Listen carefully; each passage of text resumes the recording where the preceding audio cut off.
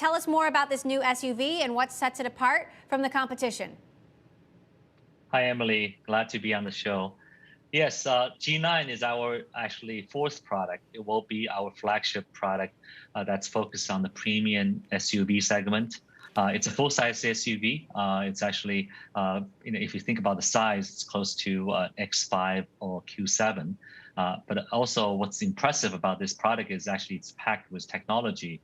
It will have our leading sort of architecture for autonomous driving that supports Xpilot 4.0, which is an upgrade from our current 3.0 version, which will also enable city NGP driving from end to end, which means that in most of the driving scenarios in the daily driving, you will be able to enjoy autonomous features.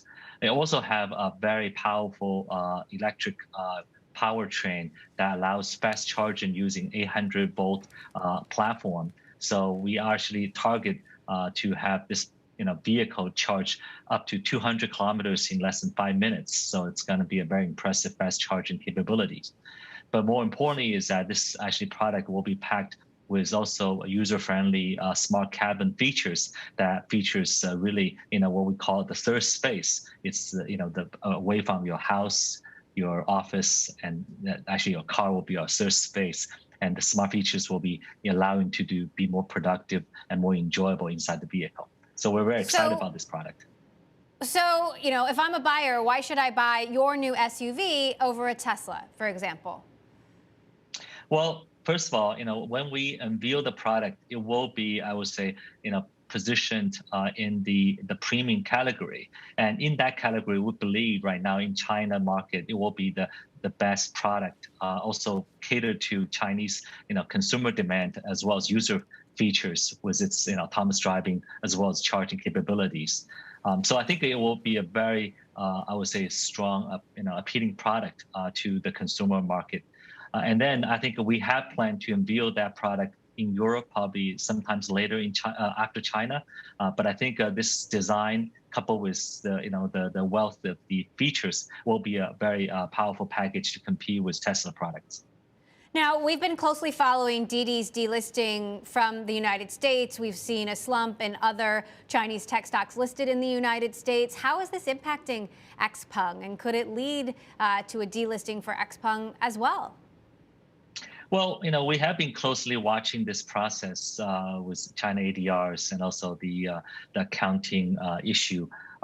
What I would say is that this is still ongoing. The timetable means that there's several years before a final decision will be made.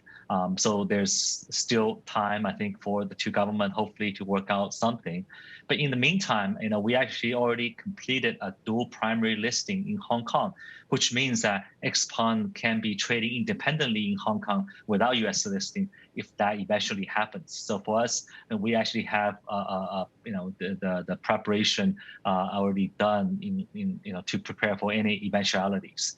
But I think this is something that we still following closely, and I think there's no certain definitive decision until probably a few years later. So given all of the additional scrutiny that is coming from the Chinese government, how confident are you that you'll move forward and continue to move forward with your plans to expand in Europe? I know that's up next. No, I think we have always think international strategy is the core, strategic decision, and I think the direction for us. Expanding in Europe, I think is natural because it is actually one of the most mature and also attractive EV markets. And also, I think Chinese products so far, if you look at smartphone or other, has been welcomed in European market. So we are very actually confident with our sort of leading technology appeal as well as beautiful design. We'll be able to actually attract the consumer there. And I think for Chinese government, I think they are supporting Chinese companies to go broad and go global. So I think we're confident that we get the right support both from China as well as from the consumers in international markets. Would that expand to the United States as well, given the additional scrutiny coming from the Chinese government? And do you have plans to do that? Well, I think U.S. market is going to be a large one, but also it's not, it's one of the more difficult one to tackle. We need to be fully prepared before we make that decision. If you look at the auto companies that has made an effort to go into U.S., it took decades to make it happen. So we don't want to just do it very lightly. But that's a very important market that we keep inside.